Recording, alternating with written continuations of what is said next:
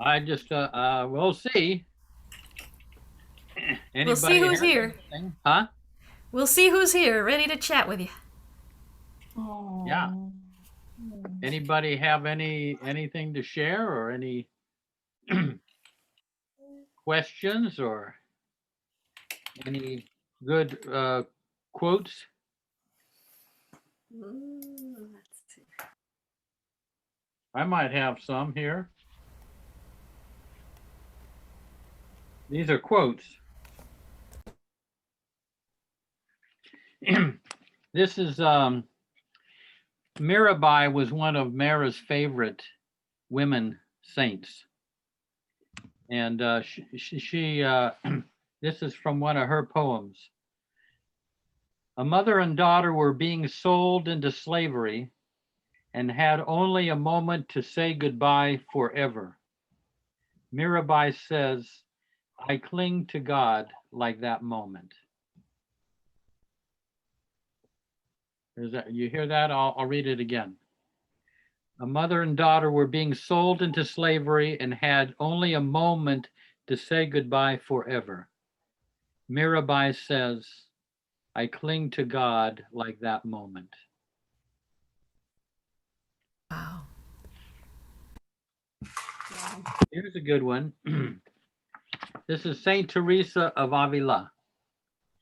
Saint Teresa of Avila once told her nuns, Christ has no body now on earth but yours, no hands but yours, no feet but yours. We have the privilege of becoming his hands and feet, but we have to discipline ourselves to do it.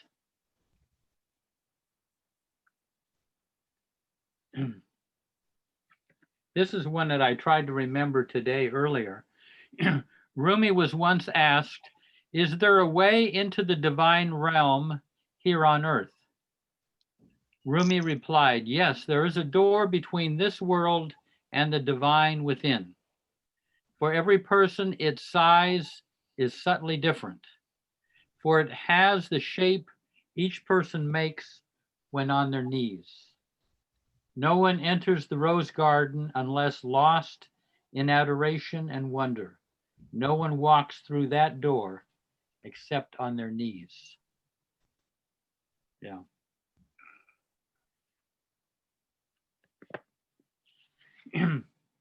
This is one from Mother Teresa.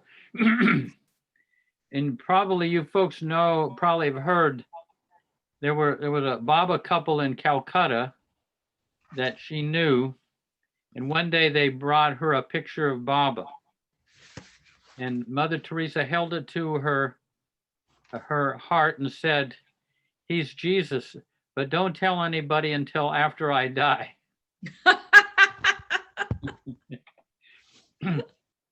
So this is what she said. We may wonder, whom can I love and serve? Where is the face of God to whom I can pray? The answer is simple. That hungry one, that naked one, that lonely one, that unwanted one is my brother and sister. If we have no peace, it is because we have forgotten that we belong to each other.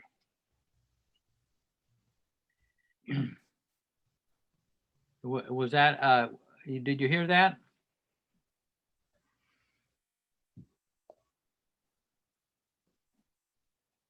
Might as well read it again. That was a good one.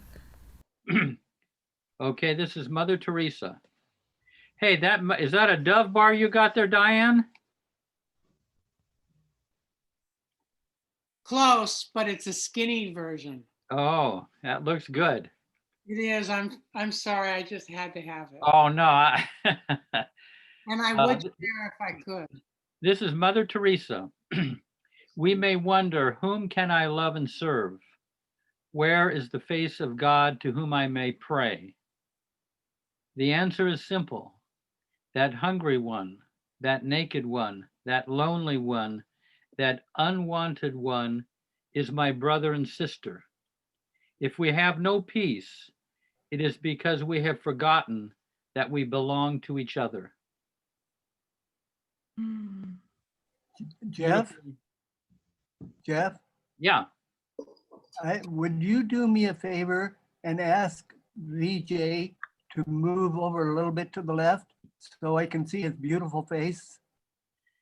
Okay. Oh, there he is. Yeah. He's only 2.5 feet tall and he has to climb up on a stool just Can to he get his move? face in there. Can he move to the left? Oh, to move to the left, to To the right there? to his left, so I can see his beautiful face. Yeah, I see him perfectly. Oh, It might be you got a telephone or something. oh, I don't know. I always love to see his face. It's so lively.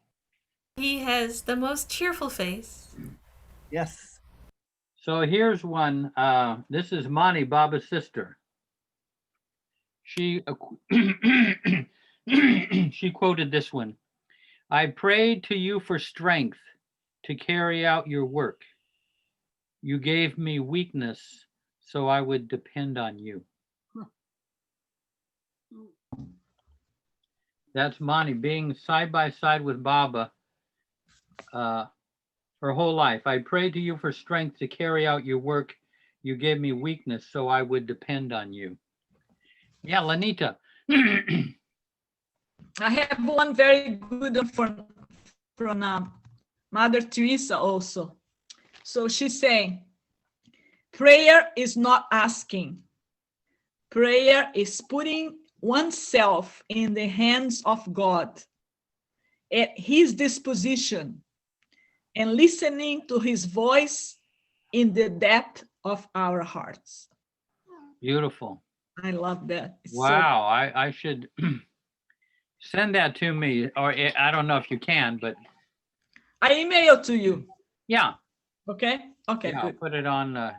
I like that. Well, I have to reply to what you sent it to me. I will reply. You sent to me something. Yeah. Past couple of days past then. Yeah, I will talk to you about yeah. I don't know if it was understandable, but it. Well, I'll let you know.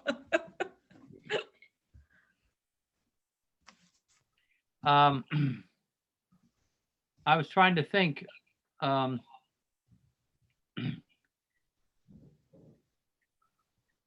Oh my God. I know one thing I could share with you, but do you folks have anything to bring up?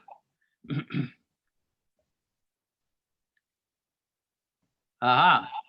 So I'm going to describe to you kind of how Darwin Shaw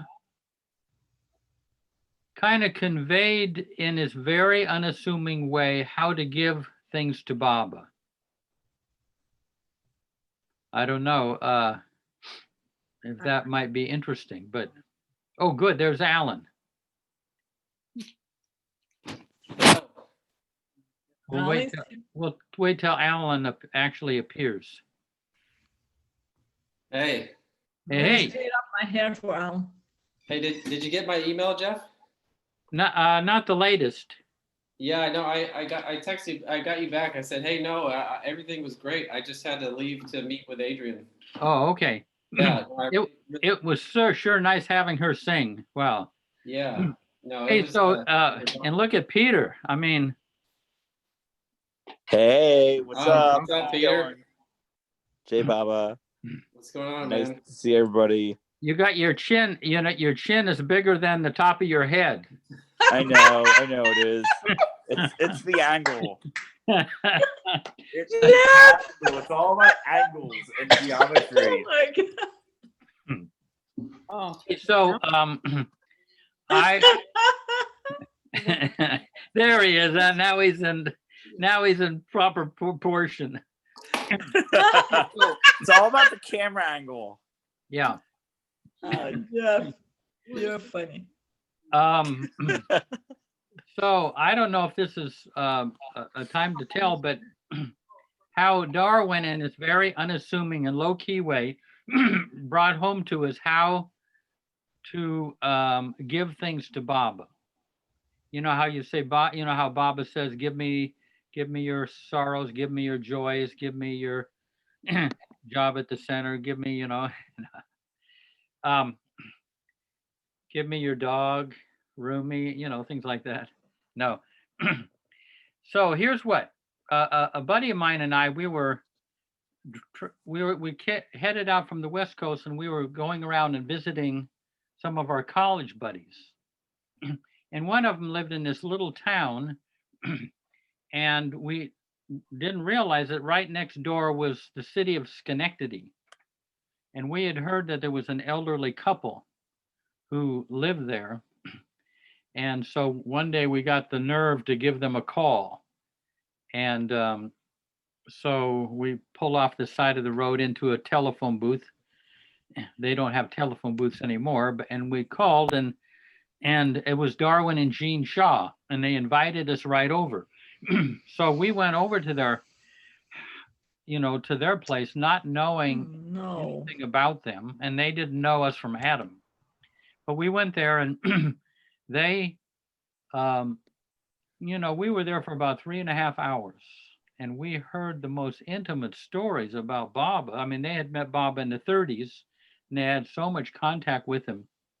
And so we, after we left, we decided, well, why don't we just move here? And we did, and Darwin got us a couple jobs at the nursing home. And we were living in Schenectady and going to Darwin and Jean Shaw's meetings.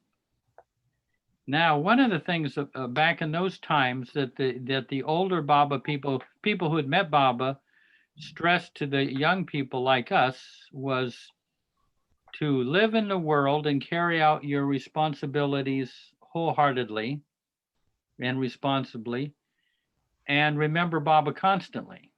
So those were the two main things. And although Darwin and Jean weren't pushing that, but the other older Baba people pushed that on us. So so my buddy and I, we headed off to this nursing home to begin work there. And as it turned out, it was the infirmary part of the nursing home. And the work was just backbreaking. I mean, because these were men that were coming down to the end of their lives. Some of them were paralyzed or stroke victims and everything. And it was absolutely exhausting work. Plus the place was shorthanded.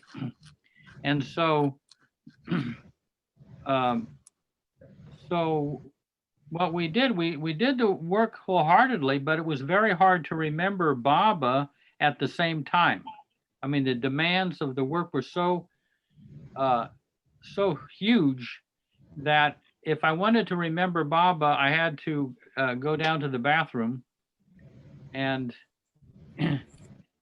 go into the bathroom and focus on Baba. And then I would go back on the floor and I get swallowed up by the work.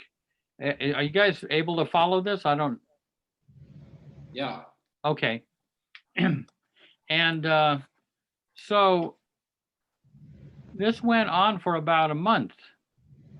And, we were having a difficulty doing the work and remembering Baba at the same time. So one day we said to Darwin the difficulties we were having. And he was kind of, like I say, very low key, but he said, maybe you need to create more inner space. Now, we didn't know what he was talking about. We had read everything of Baba, by and about Baba up to that point, and we never ran across the term inner space. But we were kind of a little shy. We didn't say anything about that. And then he described this scene where he was with Baba and his family, 3 teenage kids and Darwin and Jean.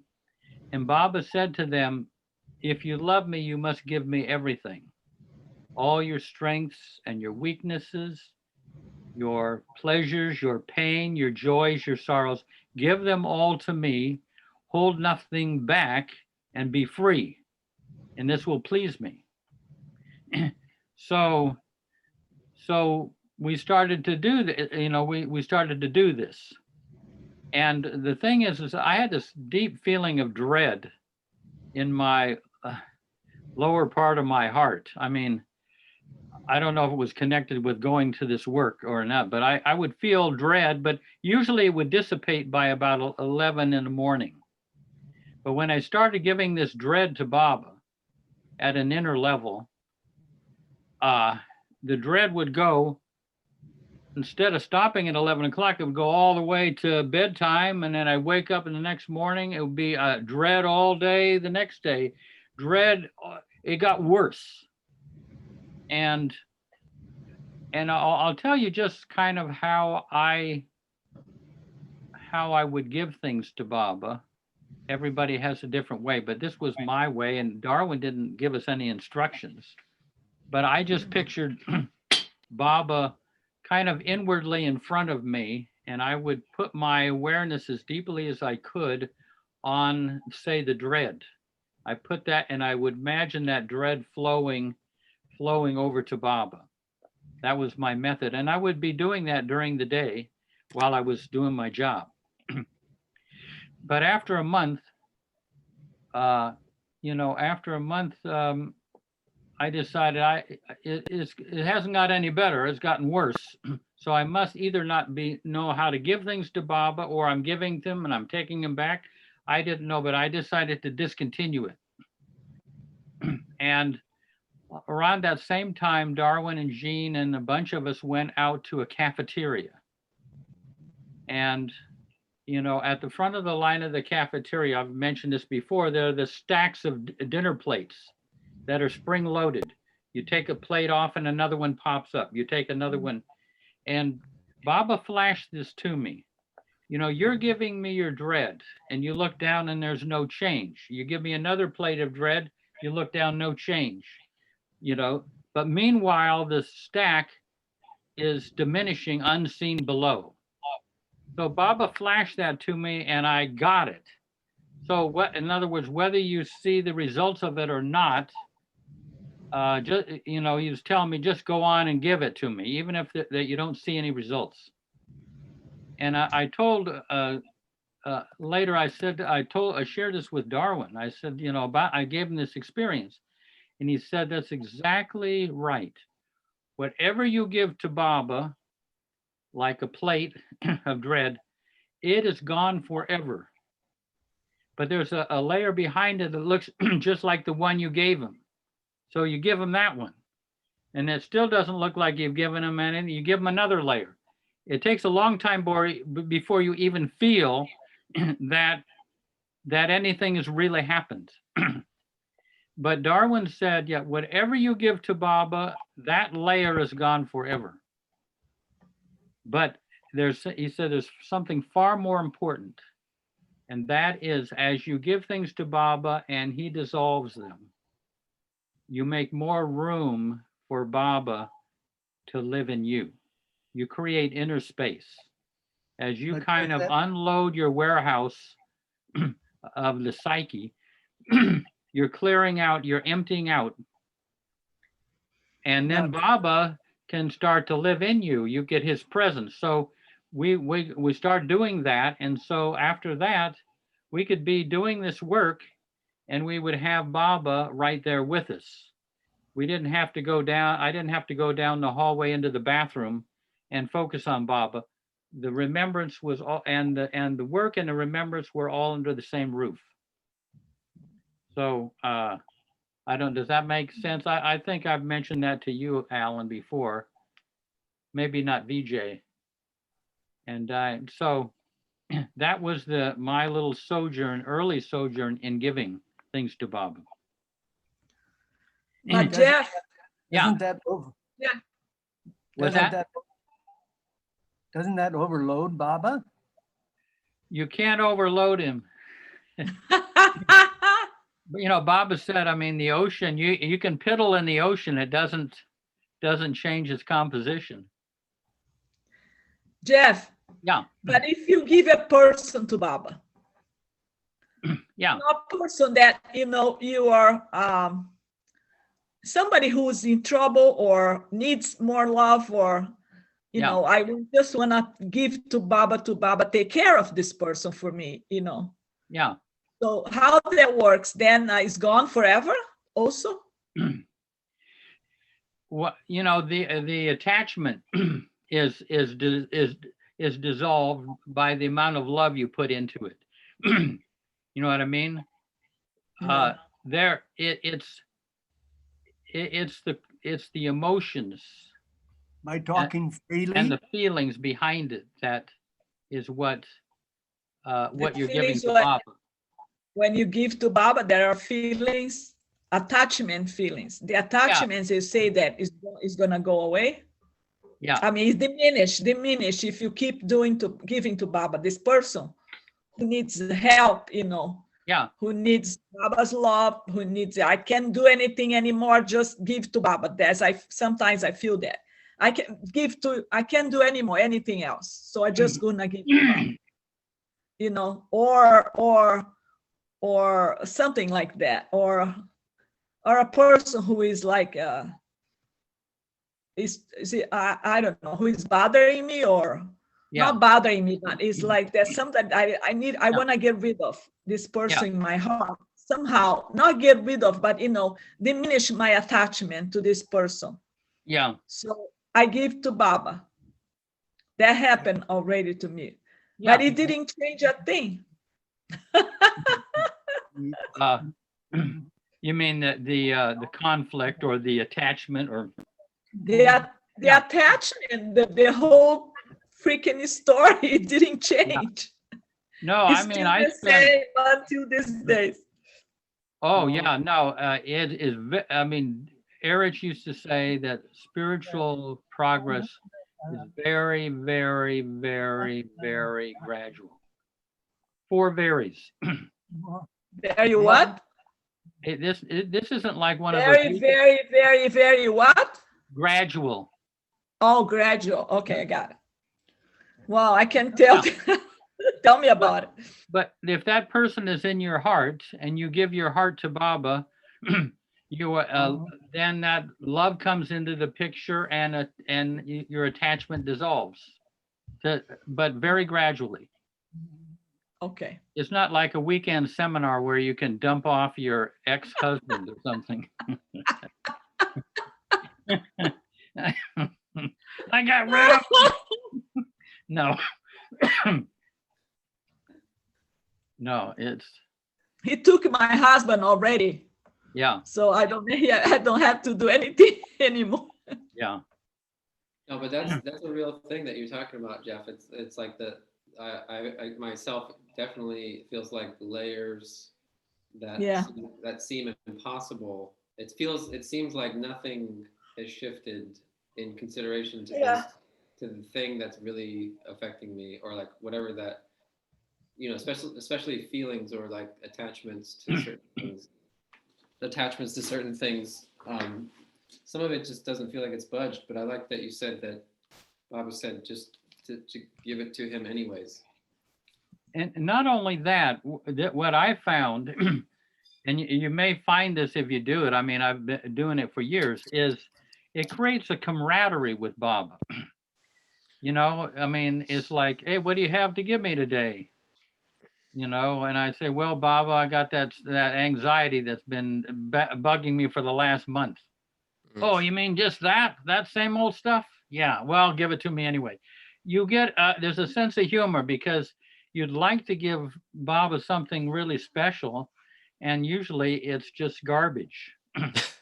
and and after a while, the process and the camaraderie is as fulfilling as if you as if you got rid of it. I mean, as much as if you got rid of it. You know what I mean? Yeah. It's an odd thing. You say, oh, I want to get rid of my jealousy. And you go on giving Baba your jealousy. And then if it went, you know, you'd say, oh my God, I remember the good old days when I was giving Baba my jealousy. Because it's a link, it's a personal link with him. You know, it's a basis of a camaraderie. and it's not abstract. It's the stuff that comes out of you. I mean, it's your makeup. It's not like some overriding devotion. It's, all these very specific things that are you. Right. So it sounds like you did it was very practical because you had to, in that situation with you working in that scenario, there was a way that you practically in the moment, I'm sure you spent time away when you were at home or something to like really do that practice that you mentioned. But what about in terms of when you were live right there, somebody's covered in their own feces and they're screaming or they don't know what they're doing. Yeah. And like, how did you, was it gradual that you like got stronger, or is just like you had to in the moment deal with connecting with Baba with that pressure? Yeah. I mean, you can even imagine the repulsion as while you're being finding it repulsive, you can imagine that repulsion going to Baba while you're cleaning up feces. Wow. I mean, it's possible that you can walk and chew gum at the same time. It's possible. Right. But eventually you get enough inner space. This is where Baba's presence and doing an intense activity can happen simultaneously. Oh, good idea. Yeah, it's very helpful. I think, but my next question is, do you think that it's important to then have time on your own time, whenever you have a break or you have a weekend or something, to actually, consciously effort to connect with him? Or is it more like, well, that'll just keep building on its own? I mean, always. I think all the connecting you can do to Baba, you're connecting to what's real in this It's the only thing that's really real in this creation.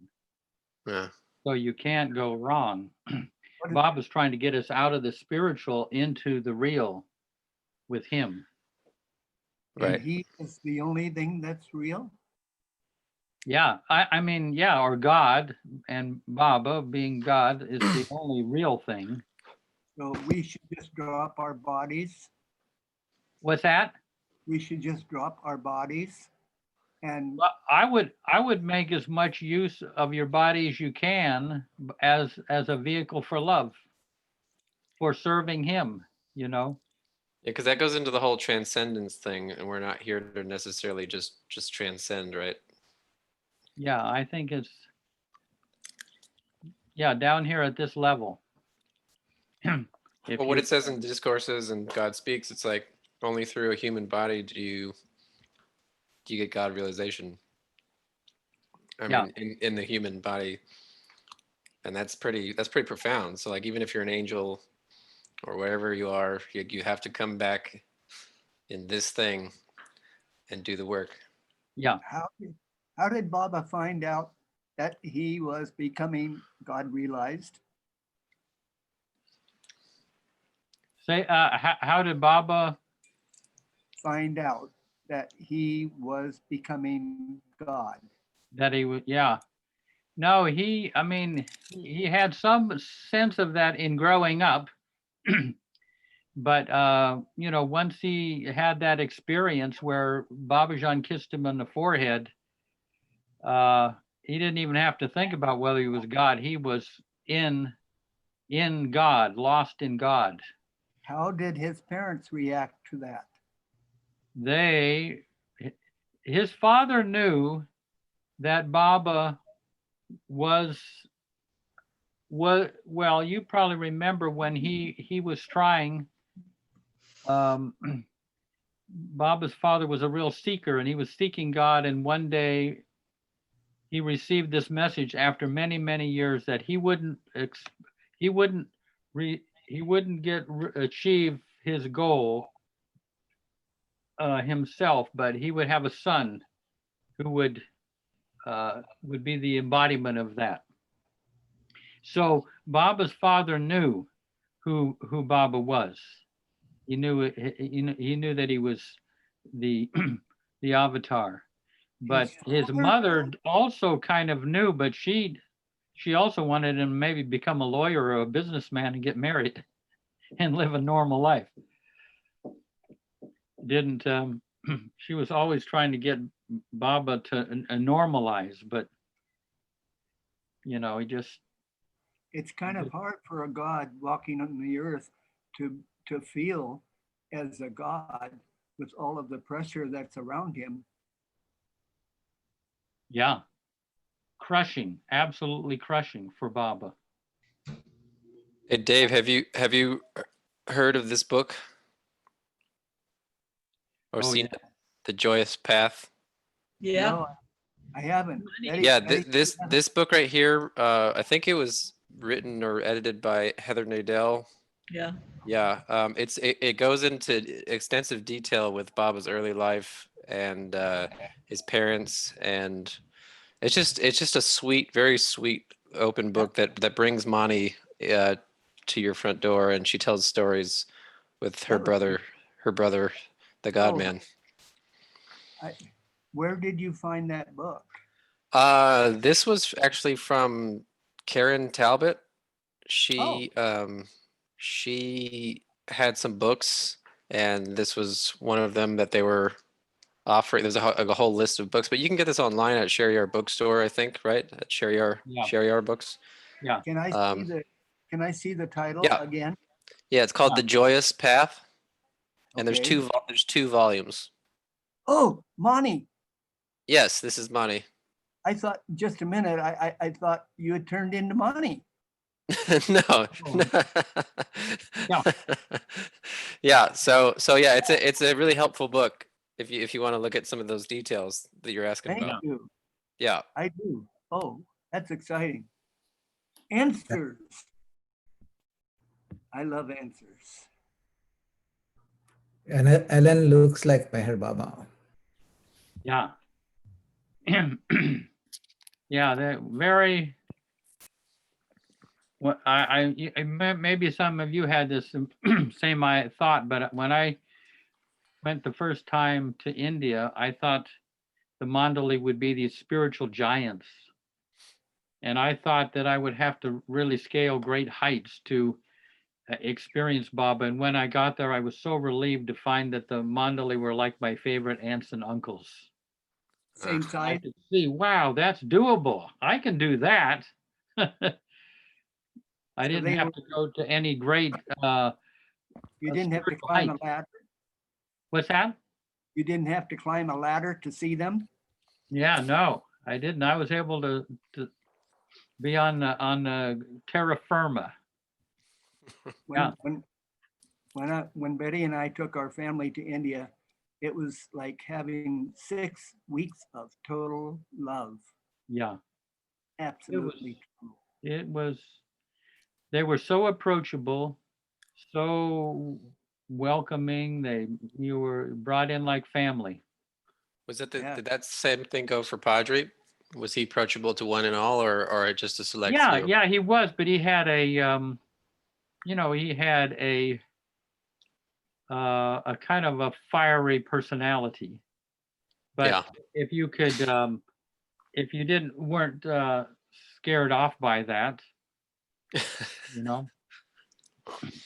Well, I just give you an idea of of Padre.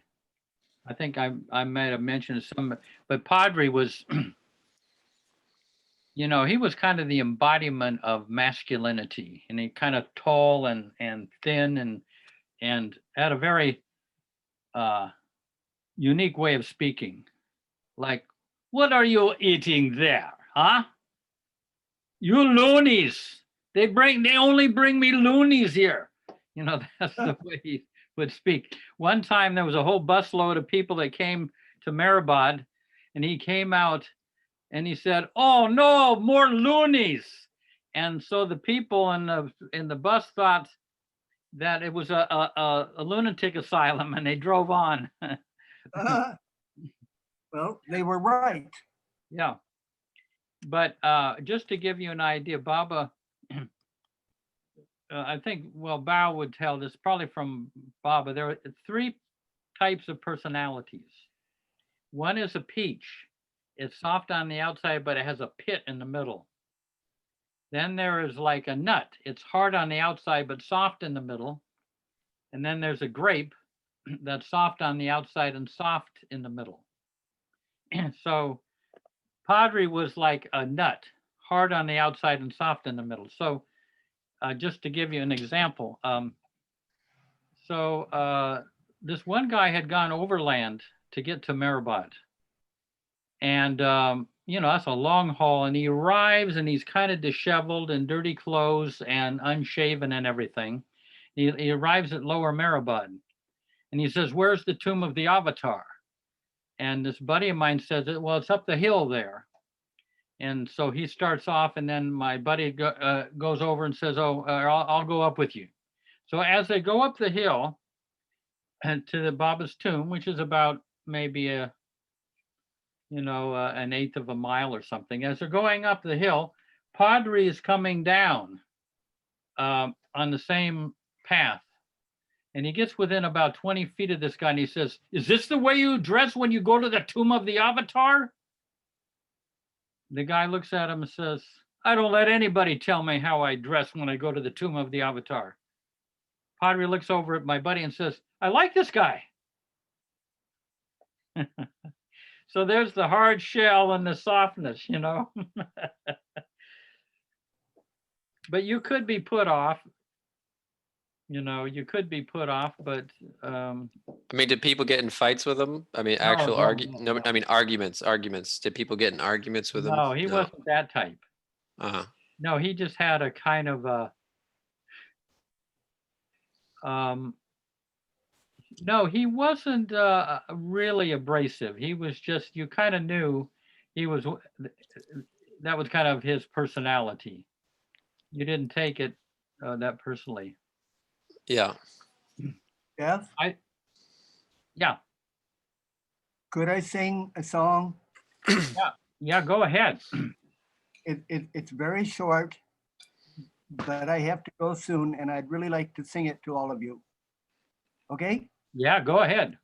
Okay. Oh, Baba's face. He's got such a beautiful father face. No one could ever take his place. Baba's face. My poor heart is thumping. He sure's got some more Baba's face. I'm up in heaven when I'm in his fond embrace. I didn't need a shove to fall in love. Avatar, Mer Baba Ki Jai. Very good. You must have been in some plays in high school or something, or college, right? Musicals or something? Yeah, I was Noah in Green Pastures. Uh-huh. Mm. Hey, Sham. Coming up for air here, huh?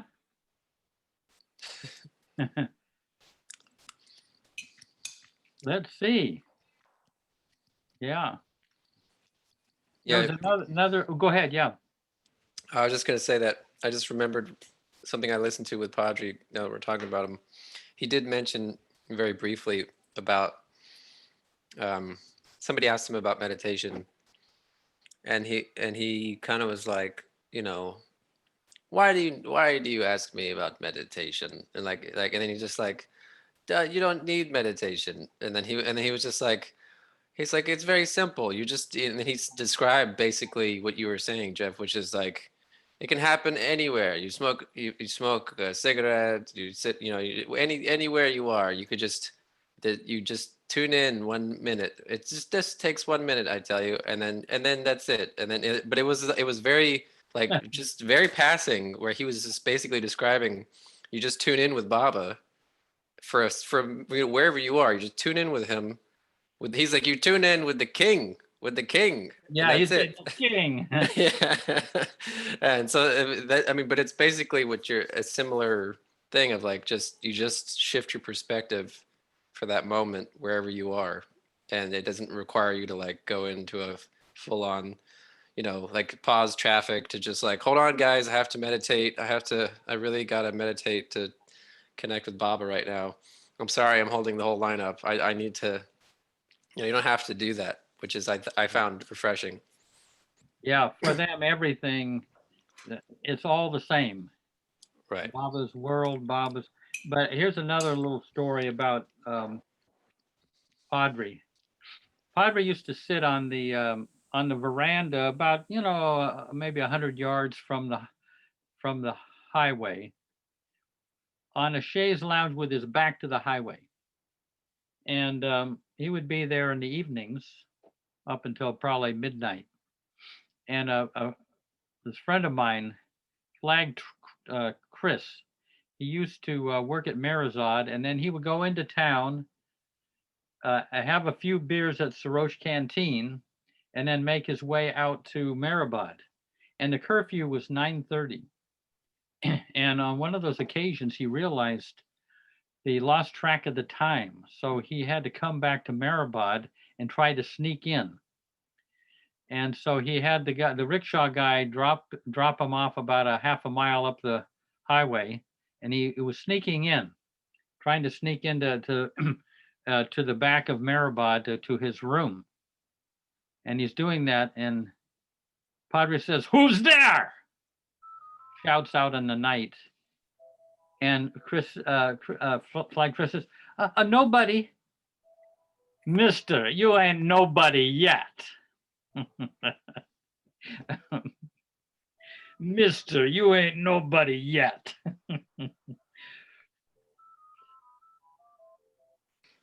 That's great on both levels. He's like, yeah. Yeah. Man.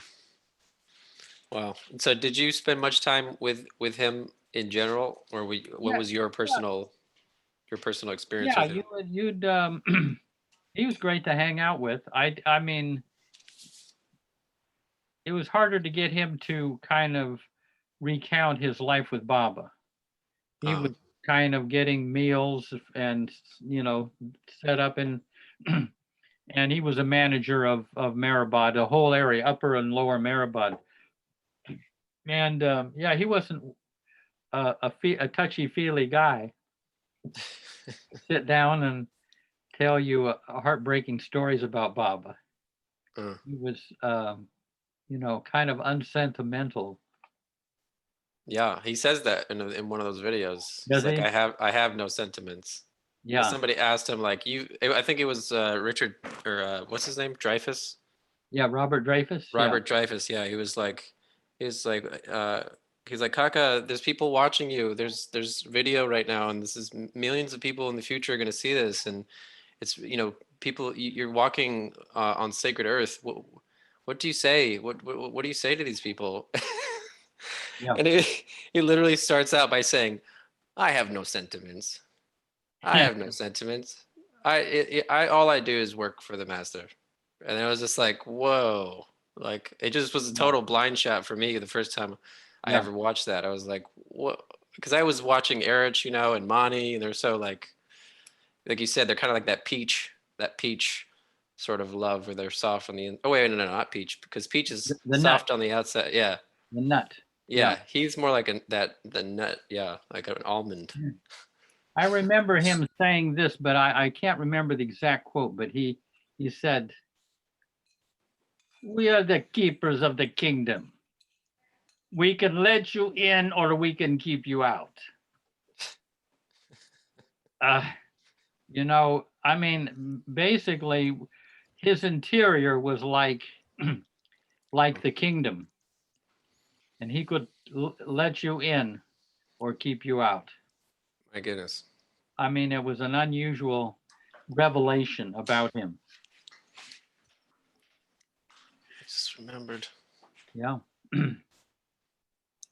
So, Connie, anything to say from Portland? No, I'm just chilling with all of you. Okay. But I guess your forest fires are over with, right? And Oh, yeah, now we're just dealing with COVID. yeah, and We're on lockdown again. Yeah. Yeah. Yeah. What an amazing world. Yeah. And I have a little story if you want. yeah, I yeah. just found it. It's this is from, I think this is Bill LePage, who I just saw today. It was beautiful to hear him share today. I think he's in his 90s, right? Yeah. He's up there. And anyways, so this says, in the early 1960s, Padre had an order from Baba to inform him whenever it rained in Mirabad. It rained a little bit, and Padre had a little more time on his hands than usual. So he wrote his note to Baba with a little more flamboyance than usual, something to the effect that because of the grace of God and all his magnificence, etc., it rained today in Mirabad. Baba got the note and was so angry and so upset at Padre because it had rained at Mirabad and not at Merazad. So he sent Padre the following note. Uh-huh. Everything you cherish will be destroyed. Everything you worked for will be uprooted, and your very existence will be crushed out. Thy utter ruination shall be. Yeah. Padre got this note, and he was so happy, so joyful, that he held it up to all about him as if to indicate that the note was proof from Baba that he would remove the veil that separated him from Baba. Padre commented that if a novice had received this note, he would have piddled his pants. For those of us Baba really loves, he destroys everything we cherish. He uproots everything we work for, and he crushes out our very existence. For the things we cherish, the things we have worked for, are nothing other than the veils that separate us from him. For those of us he really loves, he crushes the veil of our own existence that separates us from him, our own existence being the veil that separates us from him. Yeah. Jai Baba. Yeah. Yeah. The thing that we went to Darwin about back in the early 70s is that when you start when things start being taken away from you, you think you're going to wind up in a void. And Darwin said, no, you're going to wind up there's fullness behind where you're going is going to lead you into fullness, not into a void. But there's a little kind of a little anxiety. Well, what's going to happen here? This thing's gone, that thing's gone. You know, things are getting stripped away, and I'm going to be just left penniless. You know, but you get stripped away, and what you get is, you know, infinitely greater than what you got left. Hey, Namita.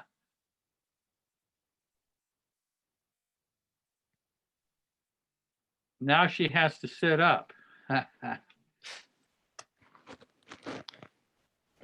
You're muted, Namita. She's in Pune. Now she's. You're still muted.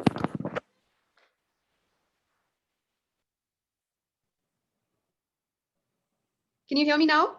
Yeah. Yep. You doing good? Okay, great. Yeah, I wanted to actually ask you a very serious question. I don't know. It's been like very long since I've seen you, and I want to know how long have you been MIA? How long have you really not been coming to these sessions? Because I just joined day before yesterday, and today I was not going to because I really missed you so much. So today I'm so glad to see you. Yeah.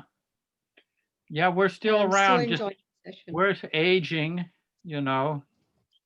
I mean, if if you spend too much time, and next thing you know, we're going to be going around with an oxygen tent and a walker and everything. So got to come more regularly.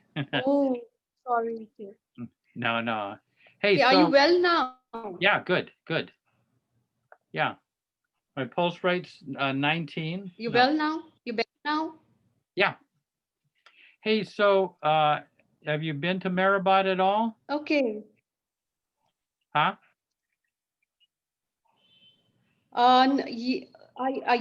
It was a month, about 2 months ago. Yeah, Yeah, a little less than 2 months, a month and a half. Yeah, I yeah, did go, but it was at that time uh, they had like they really were not allowing anybody to sit for more than a couple of minutes at the samadhi, yeah, and everything was like very quiet, and it was like a complete cut off from all of us. So we were not even allowed to be around the samadhi for more than a minute or two, and we were told to like just. And I had we'd driven like about 3.5 hours to get there, and then we were like, like just shunted away, and we were like, just go, go, go. So then I didn't go up post that, but now I'm planning to go because the samadhi is open now, yeah, and yeah, they're allowing darshan from a distance. yeah. Good. Yeah. Great. So hopefully next weekend. Yeah. Yeah, So yeah, it'll be great to go. good, goody, good. And in between, I had also thought about taking. In between, I also thought about taking Jeffrey Beadle. You know Jeffrey Beadle. Yeah, Ron. Yeah. uh, So I wanted to take Ron's house on rent for a month and a half and just stay there. yeah, In Mehrabad. But then I thought if the samadhi is going to be so, they're going to be so strict about it, there was no point because, I wanted to go. So maybe now it's a good time. yeah, yeah, But anyways, I'm glad. I'm happy that it's been like it's open now with all the, of course, the all the rules and regulations will be in place. So, but still, and it's not just Mehrabad. All places of worship in Maharashtra are open now. yeah, So yeah, they have to follow strictly everything. But yeah, fortunately, everything is opening up. yeah, That doesn't mean the scene is very good out here. I mean, like, but I think people are. It's just that everybody is like they like to hell with it. That's the attitude, and that's how it's going on. yeah, yeah. But We yeah, know I it. missed you so much, Jeff, and I'm so happy to see Yeah, you. yeah. No, it's great. I didn't know whether you had a picture of some woman on your screen there, and I didn't know whether it was you or not, but good. Yeah, And Jeff, Yeah, that was Jeff me tell who'd painted the yeah. outlines. Jeff comes on Okay. Sunday and Tuesday only. Say that again. Jeff is coming on Sunday and Tuesday only. So Namita should know it. Oh, Yeah, oh, yeah. oh. Just Okay. I yes, didn't know. That's why I asked him how long. Sunday and Oh, Tuesday evenings. Yeah, okay. And stays long time. yeah, yeah. Well, Okay. anything? Okay. And Jeff, I would Yeah, like to tell a story Yeah. of ending lines. I would like to know from you if you know. The story is that Shams Tabriz, the Sufi master, along with his disciple, was going to some other village, and on the way there was a stream which they had to swim. So disciple was afraid, but Shams Tabriz said, "You swim, taking my name, Shams, Shams, and you will clear." They were swimming, and on the way, the disciple noticed that Shams Tabriz is repeating Allah, Allah name. He also started repeating name Allah, Allah, but started drowning. By taking the name of Allah, he started drowning. Shams Tabriz asked, "What is happening to you?" He said, "I am drowning." He said, "Are you not taking my name?" He said, "No, I am taking name of Allah, Allah." Shams Tabriz said, "You are not acquainted with God as yet. You are not acquainted with Allah. You are acquainted only with me." So, and other few lines, if there may be, you can tell. no, I mean that's beautiful. that I like what you said, that you're not acquainted with Allah, but he was acquainted with Sham, the master, Shams, Uh, yes. which that makes all the difference. And Baba himself said that the master can do more than God can. I mean, God is the impersonal, formless aspect of God, but the perfect master or the avatar is that love brought right down to the street level, and he can give it to this one and that one.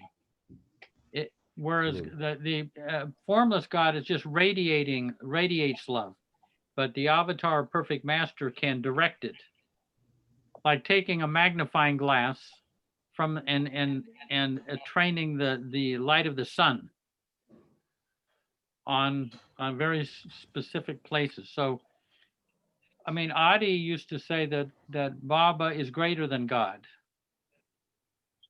in the sense that in creation he has more of a comprehensive knowledge and power to work in creation than the formless aspect of God.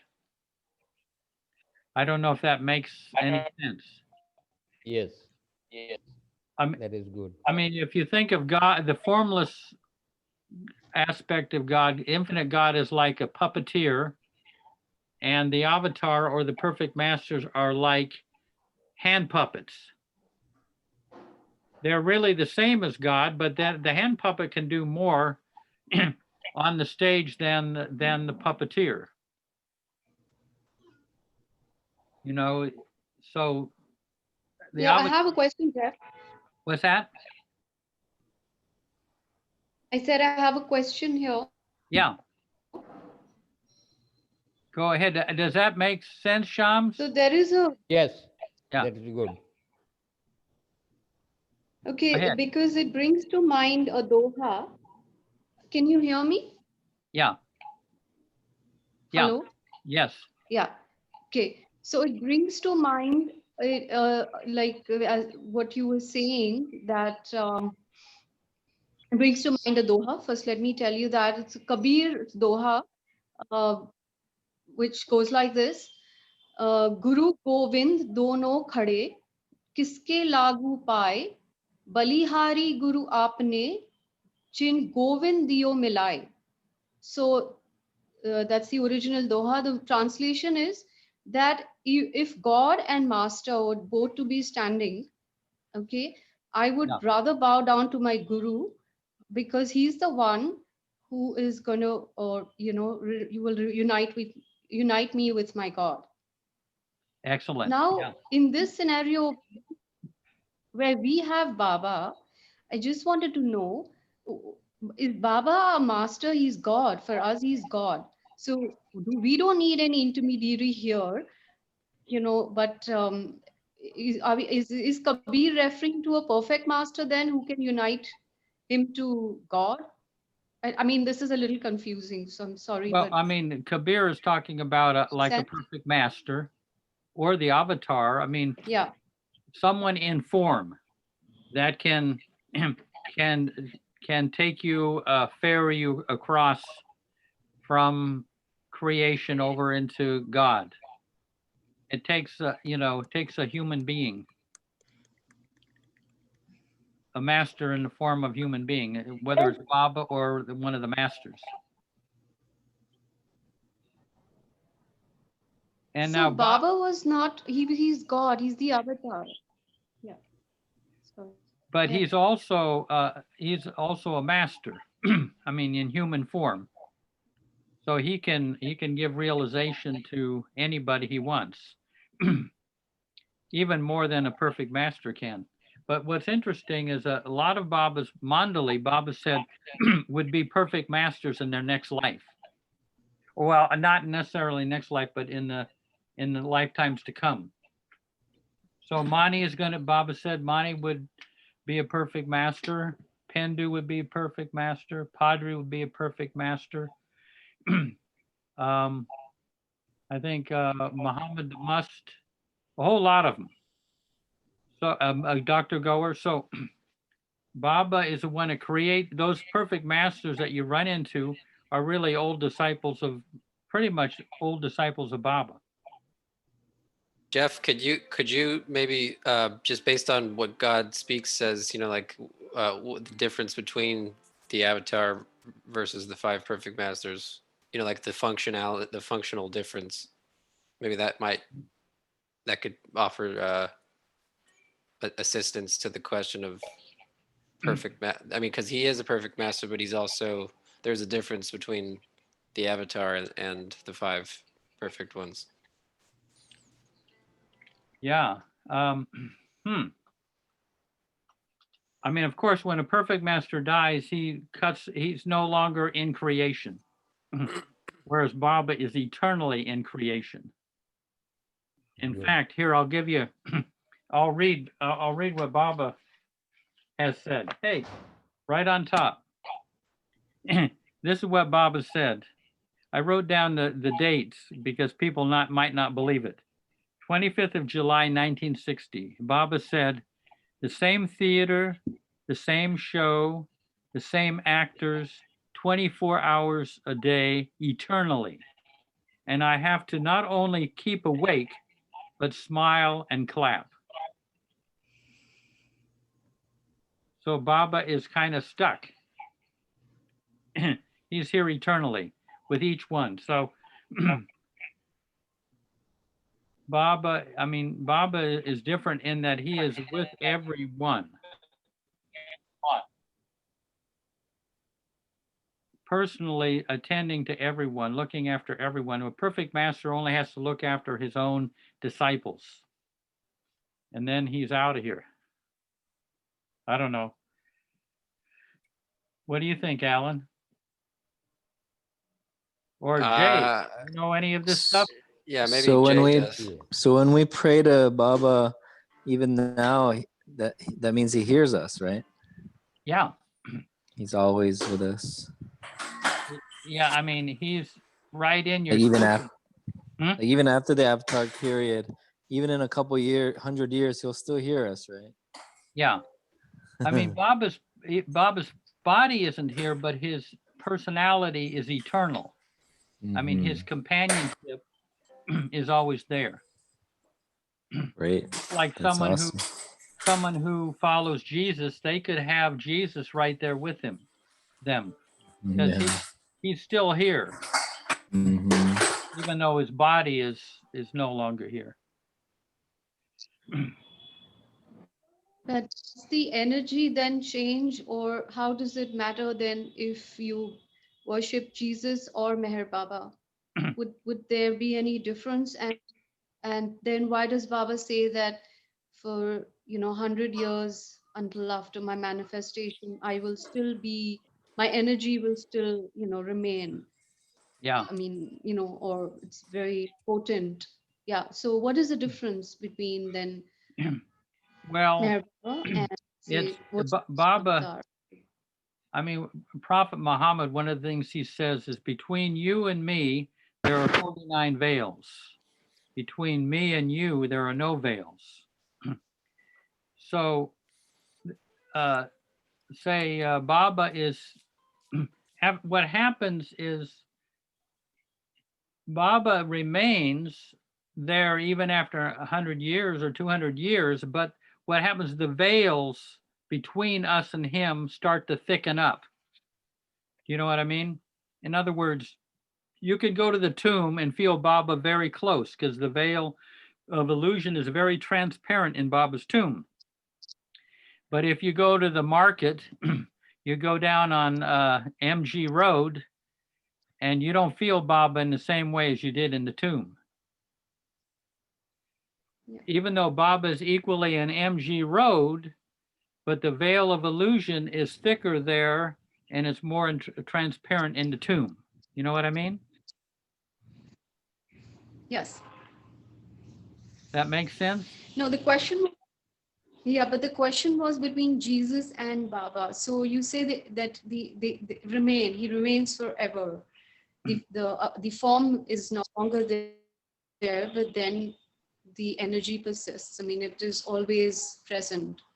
So then why does one need another avatar, or Why does one not need, or Well, the same avatar, why doesn't that same avatar continue? Well, because each time they come, they update, they give a message that pertains to our time. In the time of Buddha, meditation was the antidote, Baba said. But for us, more selfless service. You know what I mean? In the time of, so the how to live a life that draws you toward your own divinity changes because of the state of the world. You know what I mean? I'll give you an example. Say, as Baba, he stresses God in human form. But as Muhammad, he stressed the formless aspect of God. Allah. As Jesus, he stressed God in human form. As the Buddha, the formless aspect of God. Why? Because humanity makes, like, people will make too much, they'll make an idolatry out of Baba eventually. So then when he comes again, he'll stress the formless. But then the formless, after a time, gets so dry and intellectual that he comes as a form again. You know what I mean?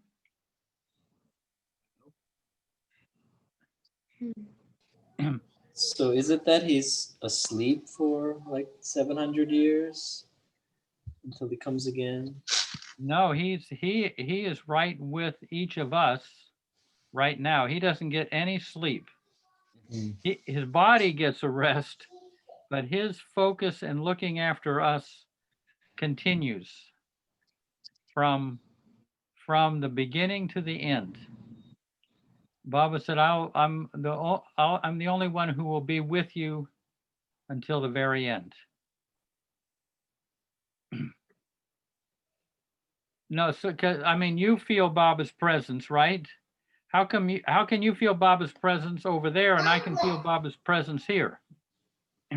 How does it happen? And he can, and then Alan feels Baba's presence. How does he do it? He's in all of us. Yeah. Basically, we are actually hand puppets as well, but we're hand puppets that are still ignorant. So the puppeteer's got his hand in the puppet. So how could the puppet exist without the hand? How could the hand puppet exist without the hand? So he is in all of us, really. Yeah, one thing that I remember is that, like, for example, Baba wouldn't necessarily meet with everybody who came to him. There was certain moments where he would make people wait or make them, not basically come into his contact, and then there'd people around be like, why Baba? Like, he was a great scientist and he was waiting for you for hours, and he would just say, like, there's no connection. And to me, I think we've talked about this. It's like, I don't think he wasn't connected to that particular person or soul. It was that there just wasn't the time. Yeah. It wasn't the time for that connection, or with that form, with that particular deep beloved form of Meher Baba. That particular soul might have to wait another 700 to 1400 years for the next, who or whenever could be, but it just wasn't Meher Baba's form. The fruit has to be ripe on the tree before you pick it. You have to kind of, even though he's looking after that person, but that person is really not going to be really interested in them at this historical moment in their life. So is it Jay or Jal? Oh, Jay. Jay, where do you live? I'm in Seattle. Oh, you're in Seattle. Yeah. Do you know Mayor Prasad, who's right next to you? Yeah, we do the Saturday meetings. He hosts it sometimes, and I'm Oh, usually okay, on, I'm okay, usually on it. Yeah, observing and okay. when they were when it was in person. Yeah, I used to go. Yeah, Andy? good. Okay, well, Seattle. I grew up in Tacoma and lived Oh, in awesome. Seattle.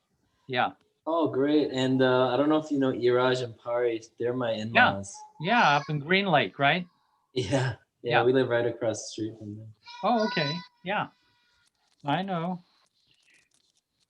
Yeah. Oh, sorry, my mic was here. Yeah, they're my in-laws. Oh, good. Beautiful.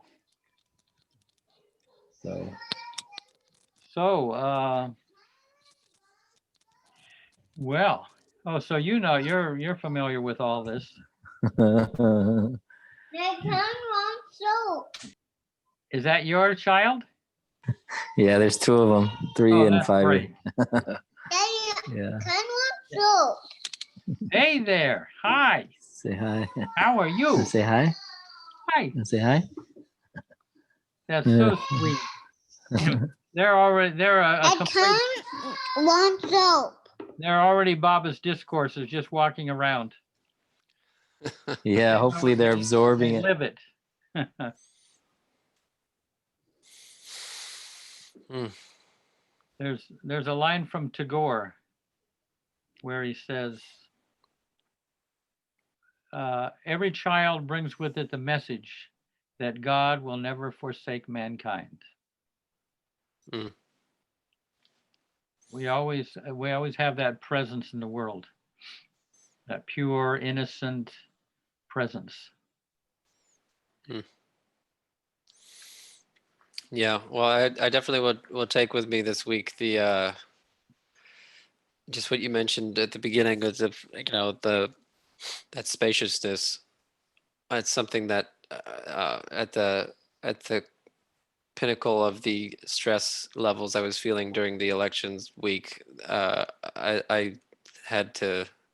There's a moment where like Baba basically just kind of pulled me out of my work chair and was like, "Just sit down and come be with me now." and Yeah. and there was that reflection of of that spaciousness is necessary, and it can happen anywhere or anytime. It doesn't need to be like a special place or moment. Yeah. No, Yeah. and you can you can keep aware of that spaciousness while you're doing your stuff in space. You know, I mean, they both can happen simultaneously. You can be in a very expansive state and do something that's very finite, like a surgeon. Both can be done. And we're not talking about. And somebody asked me this. They said, "Well, isn't that just called mindfulness?" And for me, my answer was intuitively was just no. Like it doesn't feel the same. I mean, I guess I don't know how you describe mindfulness, but it's like when I used to have a quote practice with meditation and mindfulness practice and insight and vipassana, before I was Baba lover, it just felt very, I would say, strenuous and challenging to constantly try to be aware of my body and like what I'm doing, and constantly having to just go back to awareness or something. Just was a different type of. Yeah. It feels like a different thing than what we're talking about right now. Yeah. I don't know how to. Yeah, Darwin called it heartfulness. Oh. It's lower down. I mean, mindfulness is up here, and you get peace from it, but heartfulness can give you joy. So it's more substance to it. At least that's what I find. And joy being the combination of suffering and happiness. Is that what joy is? No, those are out in front. Happiness and joy is kind of I think of joy is when you bring bliss down from its transcendent state down into the street level. I call that joy. So like bliss and suffering at the same time could create some joy for you. I guess I think of those feelings out in front of me, but the joy is behind me. I mean, even though these are intangible areas. Right. Joy is our natural state. Children are in a state of joy. They're not cultivating joy. I'm talking about early childhood. They have a joy. It's not a fusion of suffering and happiness. Jeff, I think for me, joy is within, is deeper. Yeah. It's deeper than the suffering is from the ego, and all the desires, the stuff is all from the ego. But deeper inside, we have that joy. Yeah. You can reach that state of presence, a state of being that you have the joy, because joy is there, it never leaves you. Yeah. It's like love. Love is always with us, never leave us, Yeah. It's just covered up by a bunch of other stuff that make us, uncomfortable and suffering.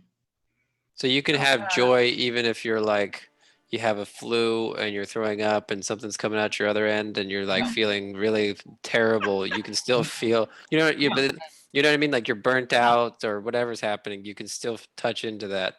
Yeah, I guess so. I think You could if you know how, And there's a thing to know how to get there, even though you're going through stuff. It's not dependent upon any stimuli. Joy is kind of independent. Mm-hmm. I think joy comes from a state of non-wanting. Yeah. Suffering is, at least human suffering comes from a state of wanting. Yeah, the desires, insatisfaction. There is a type of, oh, go ahead. Yeah. No, you feel a lack. Something is lacking, insatisfaction, because you can get what you want, your desires are not fulfilled. So yeah. There is a type of suffering that is in the realm of joy, but that's a different kind of suffering. That's a voluntary suffering, and it's not based upon not getting anything. It's not based upon thwarted desires.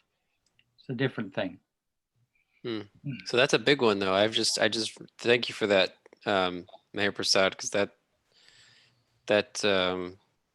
was a big piece that I was reflecting with Baba, but I kind of dropped the ball on it for a long time. And actually a lot of that suffering does come, it's that self-created suffering is like due to that just not fulfilling, not satisfying or satiating desires.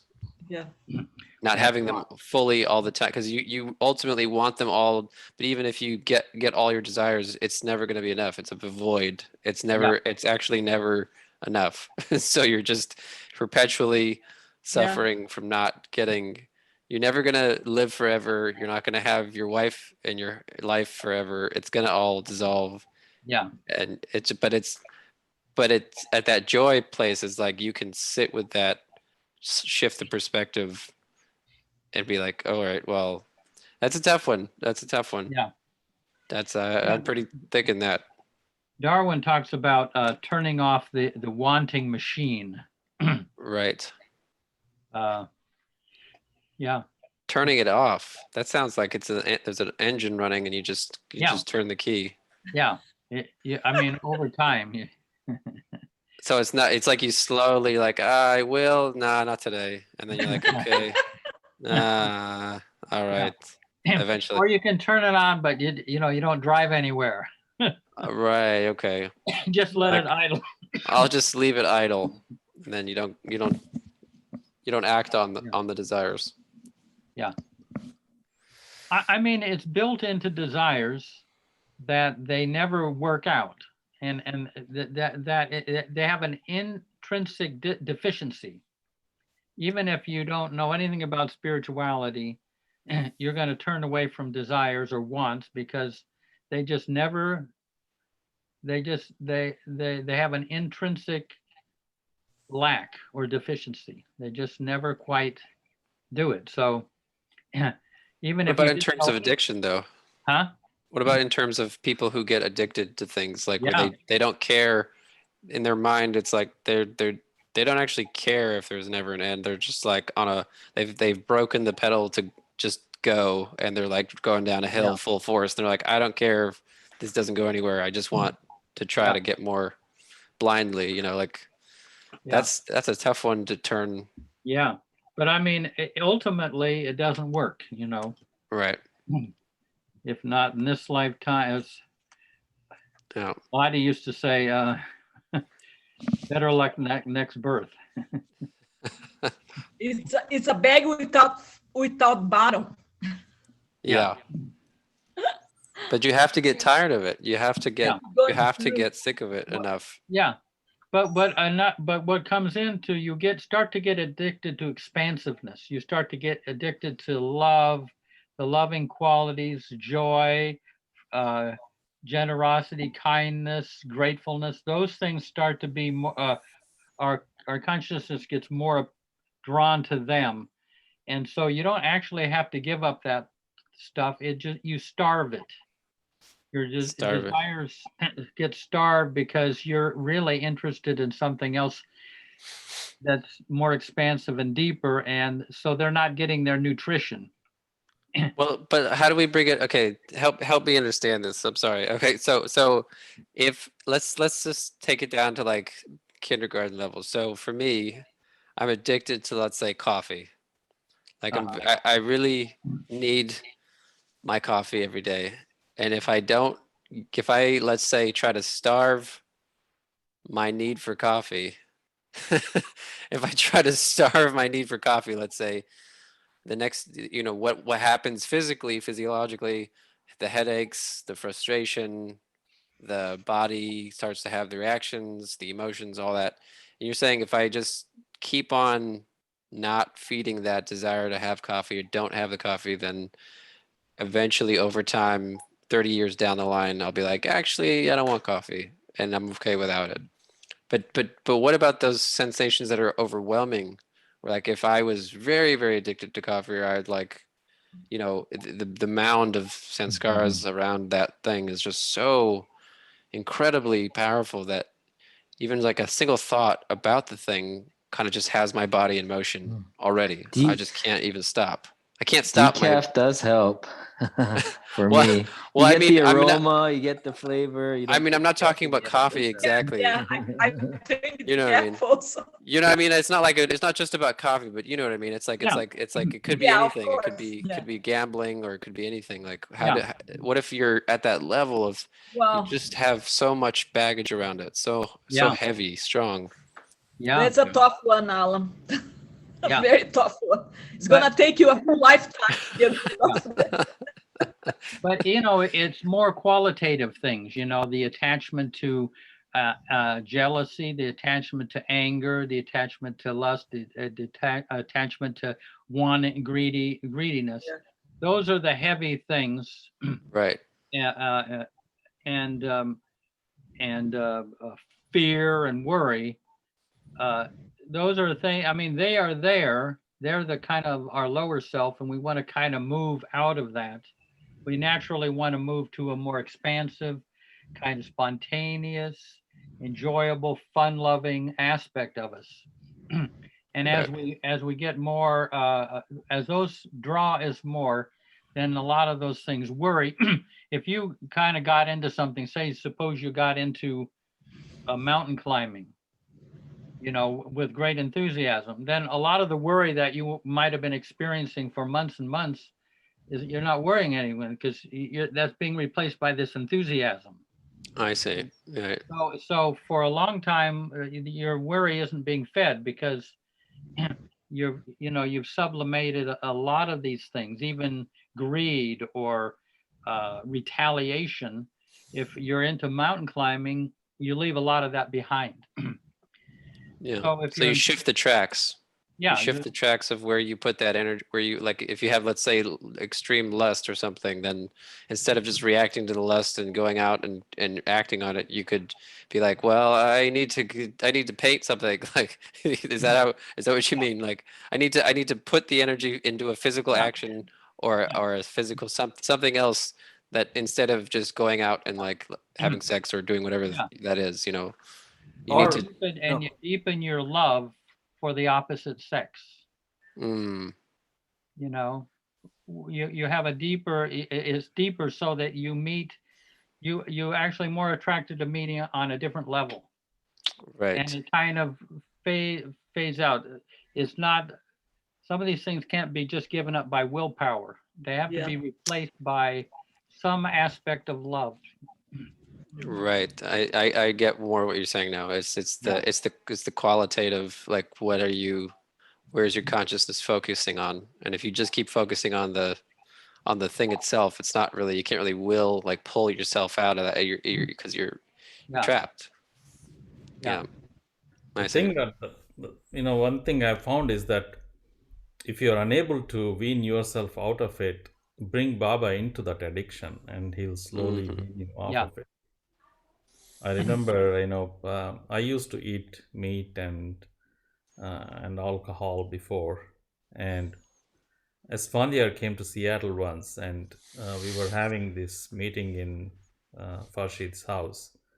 And after the meeting was over, I went to meet him, say Jai Baba to him, and was leaving. And he looked at me, and that was the only thing he said. He asked Farshid if I ate meat, and I said, "Yeah, I do." And he told me to stop eating meat. And that was the only thing he told me. He never talked to me again before or after. Um, and I stopped since that time, and I have absolutely, since that time, I found I have absolutely no interest in eating that at all. Yeah. Yeah. And if you bring Baba into it, it makes it very, very easy. The same thing with alcohol too. Um, Mm. and even now, I'm kind of addicted to some of the things that I do at work. I'm kind of a workaholic, you might say. And when I bring Baba into it, slowly he weans you off of that attachment, and some of the things that you feel very attached to, he'll take them away, but without losing the interest that you still put into it. So the attachment he takes away, but you still may have, you may not really lose interest in that. Yeah, I've been noticing that for sure. And it's like like what you were saying, Jeff, about the plates, because some of these things, these attachments, it's like, it just seems impossible. Like it looks like, it feels like to me, like there's been no progress whatsoever. Like I'm still just as addicted or still just as attached as ever. But I'm assuming that if you just have the trust and you just put it at Baba's feet, that you actually are moving these plates from that springboard, and Yeah. But I feel that for me, it's like something else is I still have, of course, I feel that I all have the attachments and the cravings and the desires and all that stuff. But I have also something that's running parallel to that, which is the spiritual awakening, the spiritual life, the spiritual interest, Baba, love, Baba's love, that goes parallel with these other things, Eventually, one day, this other stuff is gonna get out of the track, and I just gonna stay with the Baba's love. But for now, who knows how many lifetimes I'm gonna have to keep working on it, to get rid of these things, to let it go. But right. For me, I need to have that parallel life, that parallel consciousness, so then I don't worry so much about, the ego stuff, because there's other stuff that are very powerful in my life also, Right. That makes total sense. Yeah. No, that's good. And you're always in the presence of Baba's love there, running alongside of you. So you can step over into that, and the more you step over into that, the more you starve those tendencies that you really want to get rid of anyway, you know. Yeah. Hmm. It's a very Yeah. natural process. I don't know how willpower helps to a certain extent, but sublimation, meaning finding an interest that's wholesome in order to replace something that's binding and not so wholesome. Right. Which is different quality, obviously, than what's the other one? Not sublimation. Where you like bury the thing and then it just gets Repression. repression. Yeah. You're not Yeah. repressing. Yeah, That seems more like the willpower thing, the repression part. yeah, Like it's the only way that my willpower knows how to do it is to repress and to just try to hold it back or something. But it's almost like a slingshot because this, and then once it comes back, you know, yeah. there's just way more energy around that thing. But like, you know, we're talking about different qualities, replacing one quality. Right, right. But, you know, of course, putting Baba into anything is the best you can do. But sometimes the remembrance of Baba isn't as powerful as an enthusiasm for something that you might have, and that can draw you away. So you take advantage of sublimation as well as remembering Baba, which is the ultimate sublimation. Right, right. Well, that makes a lot of sense. There are plan A and plan B. Mayor Prasad is talking about plan A, which is, you know, and then there's plan B, which is try to, you know, things that are lesser you replace by things that are more wholesome. Right. I mean, are there things in your life, Jeff, that you once were interested in? Like, would you used to be interested in golf and now you just don't give a crap about it? Like after these years of being with Baba, I mean, do you notice the example of that in your own life, you know, so far? Yeah, I mean, after a while, you're kind of stationed within, so the outer is not so so important. You kind of live at an inner level, and yeah. Well, if you burn your finger, you still feel it. Yeah, but what I mean is that when I cash my check and I go out into Myrtle Beach, what do I want to get? There's nothing I'm really interested in. I might go over to Books A Million, see if I can find a book to read. But what I mean, it's not like I renounce these things. It's just, it doesn't appeal to me. I don't need a fancy car. I don't need a whole lot of these things. It doesn't do any, it doesn't enrich me. My enrichment comes from within. I get what you're saying now. You know, so I don't need any fancy clothes, or I don't have to dress up like Lanita and all that makeup. Well, actually, I love my nice clothes. I love nice clothes. Not nice, I know clothes that I feel comfortable.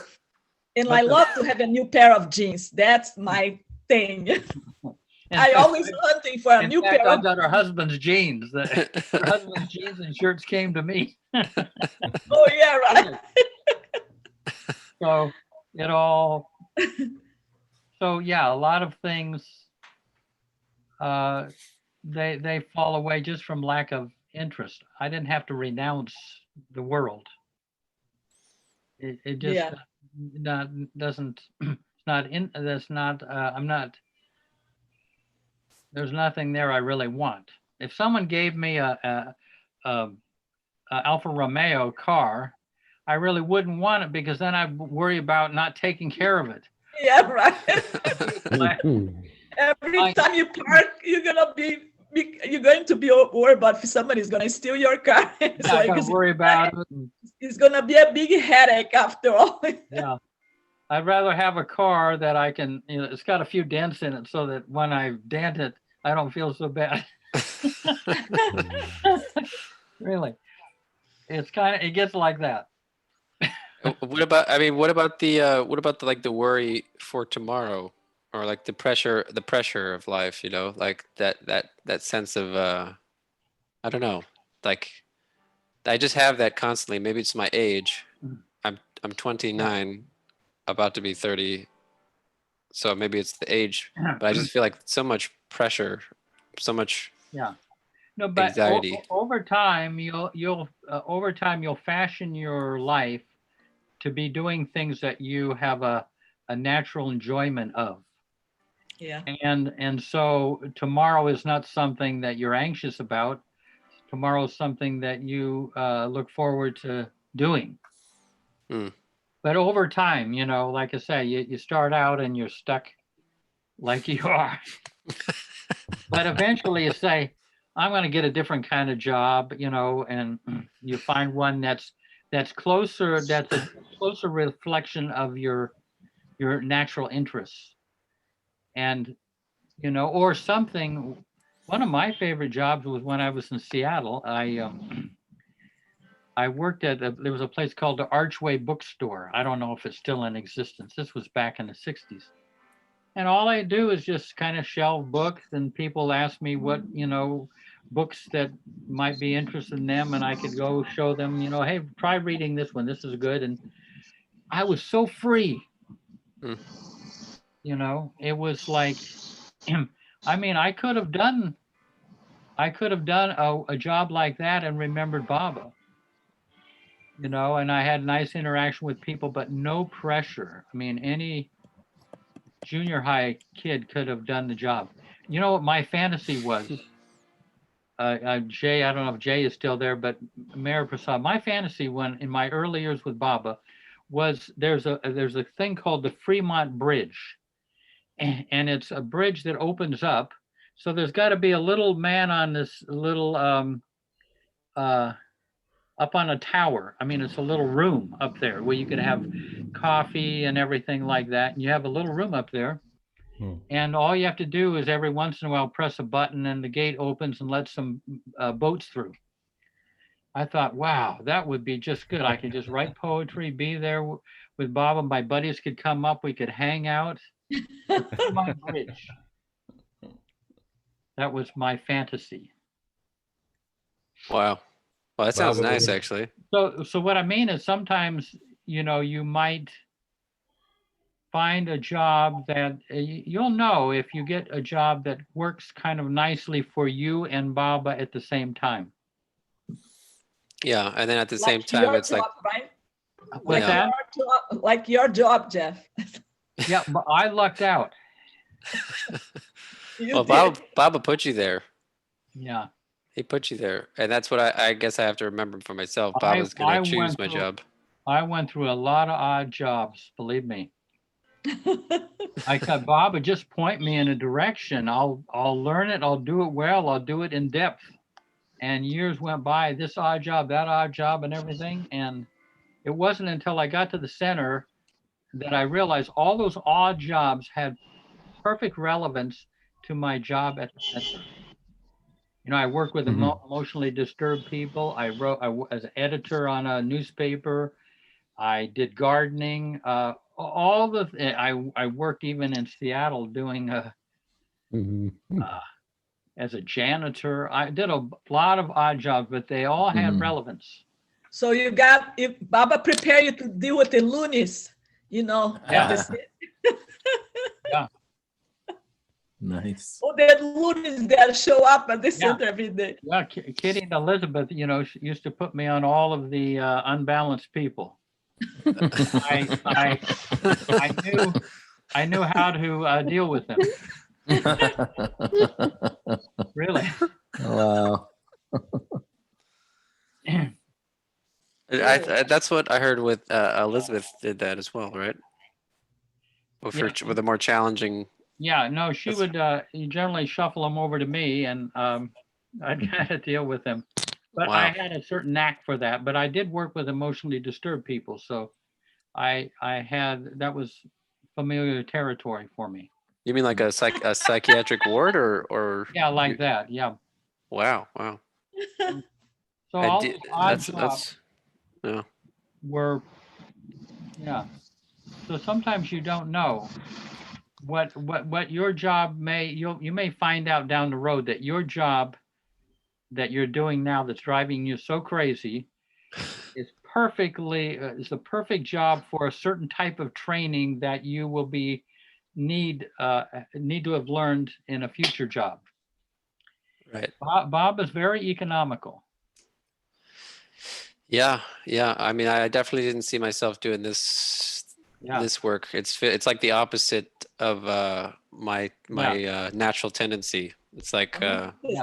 very No, very opposite. I think you and Adrian should come out eventually work at the center, you know? Oh, that Sing and- that'd be pretty amazing. Yeah, I mean, I would really love that. I mean, we would, yeah. you know, Well, hold that out. Hold that out so that, you know, you help Baba to help you. right. We'd have beautiful music and we'd,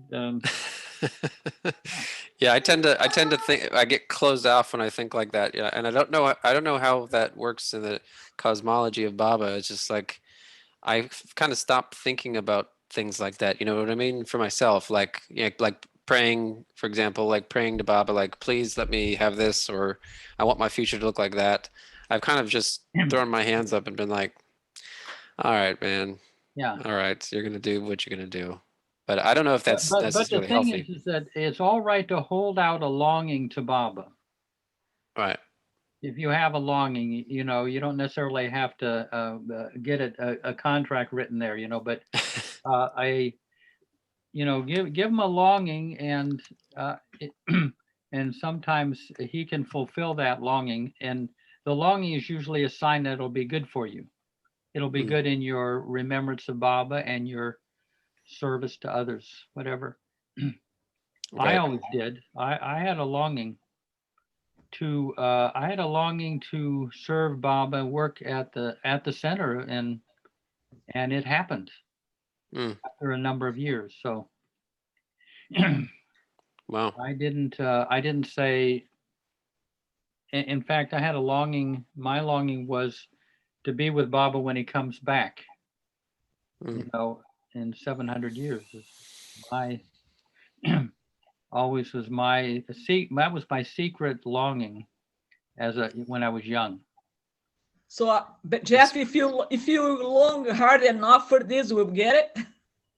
Well, I had this longing, and then one day Mara said, keep serving Baba the way you are, and when he comes again, you'll be with him. So I have just gone forward with whatever I was doing that time. I've just gone forward with it because that was what I longed for. That's almost like a direct. I mean, that's like a direct, message from. I mean, from Mara, that's like direct. I mean, yeah, and unbidden. I never told anybody that. She just, you know. I guess I'm gonna continue to volunteering at the center more and more until I die. So, well, yeah, I guarantee my place by Baba next time. Yeah.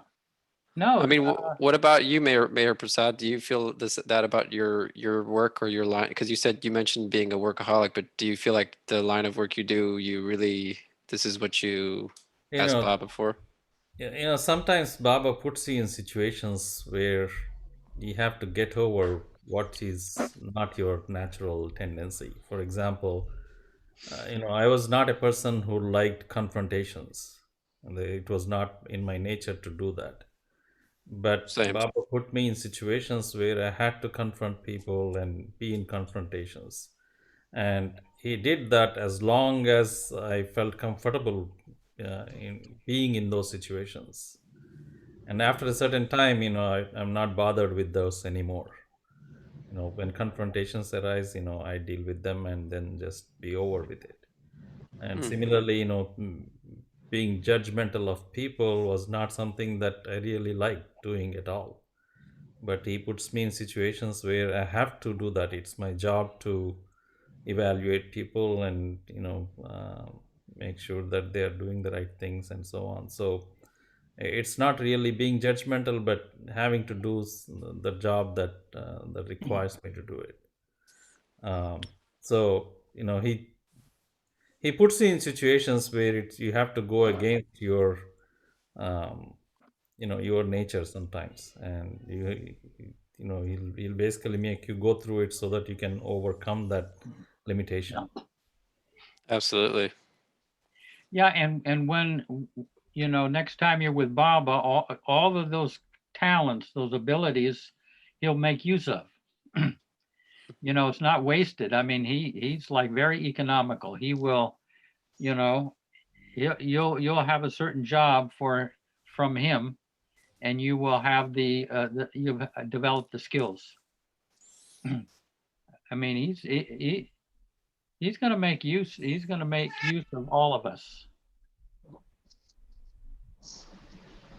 But there are definitely times where I miss what Jeff was talking about. Is sometimes you get dragged into the work so much that you kind of uh, get pulled into it too much, and you can't really. It takes a lot of effort to just pull yourself out. You basically get your consciousness out of that and get free from it. Like what I remember Darwin saying towards the end of his life. Jeff, you mentioned that um, you don't have to think about, I need to breathe in now, breathe out now, and keep on thinking about it. It just happens. And once that happens, consciousness gets freed from that, and you can focus. Um, you can focus on internally being one with everyone, right? So that part, I find that very, very hard, because that's the thinking part keeps on happening. Although, uh, at the end of the day, it gets disassociated from it. But during the End of the day, day, what? at the end of the day, the thinking does get disassociated with it. Yeah, it And dissolves. yeah, Yeah. and and again, I get back to the heart level, but not thinking about it is hard. Yeah. Yeah. Yeah. No, these are all real valuable things that it seems like, well, why am I working here and what? But that's very tailor made. We're being trained. Yeah. The only reason I Yeah, know that is because I'm I'd doing all like to right at my add job. something here. Oh, yeah. I mean, yeah, go ahead. Yeah, We can't hear you yet. Hey, Namita, you're frozen. She's outside. I think she's gotten too far away from her, whatever it is, monitor or whatever. Yeah. The router, yeah. My heart. So if you already know, and I realized pretty late that what I did very much earlier on in my life was actually the thing that I was best suited for. Like, I'm just giving you my example. So I was a counselor for a couple of years. Since I was like about 19 or 20, yeah, I was a counselor. But I was a counselor for like an institute where they ran these computer courses. But I remember that the job was very demanding and extremely, target oriented. And I hated that, the marketing side of it. But what I really enjoyed was talking to the people who came in, the people who walked in, whether it was them, their parents, their family, and building a bond with them and actually sharing stuff which they couldn't deal with, and actually I was just 19, and I don't even know from where these things used to come up to speak out, speak with them, in these little, I think these little nuggets that I gave them from time to time. People would actually come back, with gifts, with stuff like, oh my God, you actually solved this problem. I'm like, I'm 19 myself. What am I here doing, solving people's problems? But then, so deep down, I think I knew this is what I was meant to do, but I really distanced him, like I think Meher Nath said, like, you get lost in the consciousness of this world so much that you kind of get distanced from your heart, and many years later now, when I was told to do some volunteering work for a hospital here, it's one of the most popular hospitals which deals with diabetic children. And I was like, how am I going to counsel diabetic children? What the hell do I know about diabetes? And, I'm not a doctor, and these kids have a lot of problems. They are underprivileged kids who come from really rural areas of, Maharashtra, and they're dealing with so many issues that when you even talk to them, you're like yourself emotional. Like, how is it that they are handling all this stuff? It's unbelievable. But reaching out to them and doing, and this is like with so many years later now that I've gotten into it, I am telling you, the satisfaction, the joy, that's the real joy. What joy are we talking about? And what Jeff says is exactly true. Baba speaks of being, in his message, is to be selfless. And truly speaking, I don't think I'm doing anything, because whenever I go before the volunteering work, the session that I'm supposed to have with these kids, the only thing I say is, Baba, you're going to take care of it. I have no knowledge about how am I going to deal with these kids. How am I going to even, satisfy them or bring them to a point where they can actually go, deal with what they're going through. I don't have that power in me. But the most crucial thing I'd like to say is that when I turned around a couple of times and I met these people after I had actually had sessions with them, they would actually tell me that the change in them has been remarkable. Beautiful. And I would say, okay, so this is your work. This is the work that he wants me to do. Lovely. Yeah. Yeah. Beautiful. It's finding your calling with Baba. That's one way of putting it, is a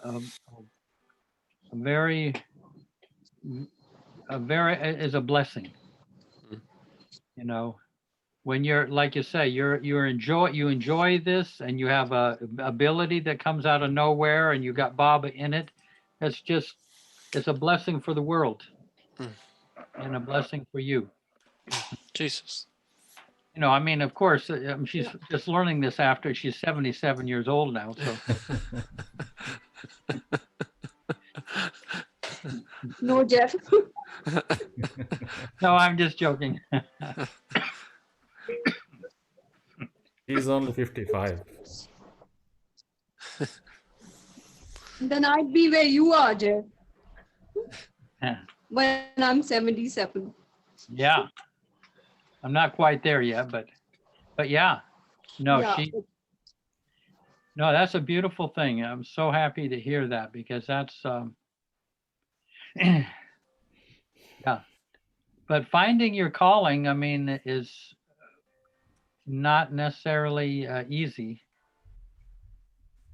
But there is something that we can do on this earth that brings us joy, even if it's a struggle and it's exhausting and everything. But if behind it we get some joy. Yeah, I think that's a big part of, I think my generation is just pretty overworked right now, especially with the pandemic. There's just, most people I talk to are just really, if they still have a job, they're just working, from home, and just constantly overwhelmed, that to the point where the creative side of you, or the inspired side, or all this feels pretty dull right now, and so I just take it for myself that, okay, well, I guess this is just the time that this needs to be like this, but maybe maybe there could be more effort on my part of, yeah. No, it's tempting. It's definitely exhausting these days, especially in the past few months. It's definitely very exhausting to work, and at the end of the day, it becomes very exhausting work, and you feel like you've been working for 24 hours straight. Yeah. And they'll, they'd rather have one guy work 60 or 70 hours than to hire two people for 35 hours a week. Yeah, because then they only have to pay health insurance for one person. that's true. I mean, they're very tricky. That's true. You got to be very, but yeah. Yeah, well, there's ways to touch it, like you were saying, touch into that joy, that place of joy, that's having that spaciousness within all of this. It is possible. It's never. I feel like it's not. I heard somebody say, or was it Mani or somebody was saying that like Baba never gives you like more than you can handle. Like it just gives you just as much. Yeah. Just as much as you could handle, and you can, but the fact of the matter of you even hearing something from him, like an order from him, it means that he's already blessed you with, like, you are doing it now. You are actually in the action of doing that. Like when Baba said to me, give me your eye, like the eye, the eye, my eye, me, like he's like, give that me to me, the capital M. Yeah. And I was like, oh, and it was very, it was like, I was just like, that's impossible. How do I give you everything? I give you my fears. I give you my worry, my joys, everything. Yeah, everything, even your very breath. It's Yeah. like, oh man. And there's a joy in that. Yeah. And you have something meaningful to do. Right. Real and meaningful to do. Even though it wouldn't appeal to a lot of other people, but yeah. Yeah, no, really, what is there to do then? Like when you get off work, when I get off work, I'm like, really, there's really nothing that has that level of, I would say, peace, true peace, than to be with Baba, or to commune with him, or to actively do that. I would say there's nothing I could drink coffee, I could talk to my friends, I could hang, do all kinds of things that it's just never, it doesn't, yeah, at this point, at this state of where I'm at now, it's like, I just have to hold on to him more, very very intently, because if I don't, then it's a steep precipice of mental confusion. He'll dissolve you from the inside. Yeah. And so that you get that some space in there where you have a chance to to see where all the forces, where all the different roads lead to, all the internal highways and everything. You don't want to go down that highway, because that that you run into the police going that way. Yeah. Or you run into the city dump that way. Yeah. Well, I'm happy that there's people out there, that it exists, that there's, Jeff, you're at least you're somebody, you're a living example of somebody that's, you're not, I don't know, you're not getting slammered around by whatever is going on in the world. You've got some sense of inner connection with Baba that's very helpful to witness. The world is very heavy. The last 4 years have been the heaviest internally for me. But it's a heaviness, but it's not a chaotic thing. But right. I felt, after this election, it's just somehow the air has cleared a lot. A lot of that static and chaotic vibrations most of it's been removed. And the outer world is kind of come back again to how it had been. Yeah, I feel that way too, Jeff. Yeah, it's much lighter, Yeah, it's qualitatively different, but if you're tuned into the collective, you wind up feeling it. Yeah. Yeah. Did you feel that lift, that I don't know what it is. I felt it as within myself and outside of myself, this kind of like roller coaster shooting up ride on the week of the elections. I literally felt physically and mentally and emotionally everywhere. I was like, and Oh, that's where, that was a roller coaster without any brakes. yeah.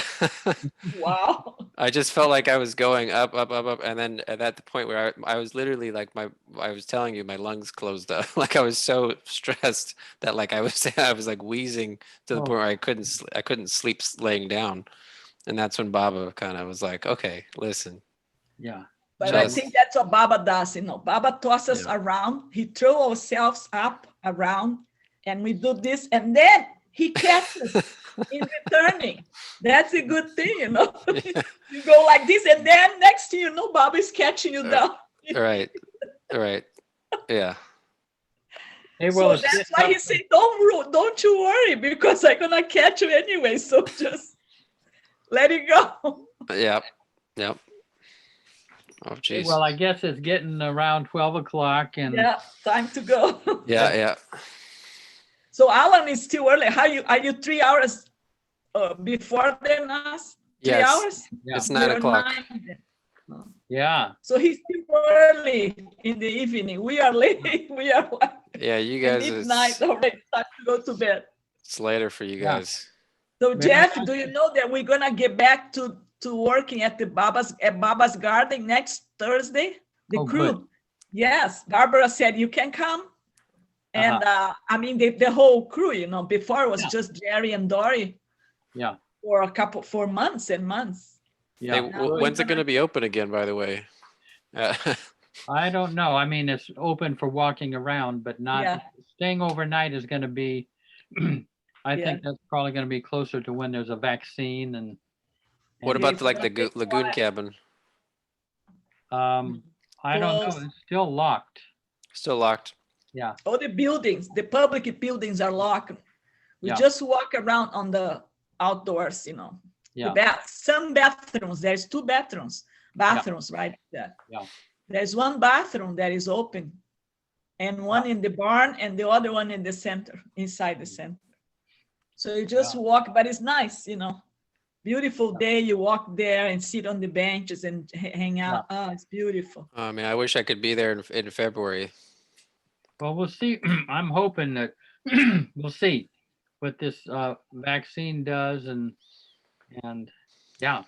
Yeah, we'll have to see. Sham, it's very nice to see you. Okay, Jai Baba. And Jai Baba, guys. Good night. Jay, he's back. I always like this party after Arti.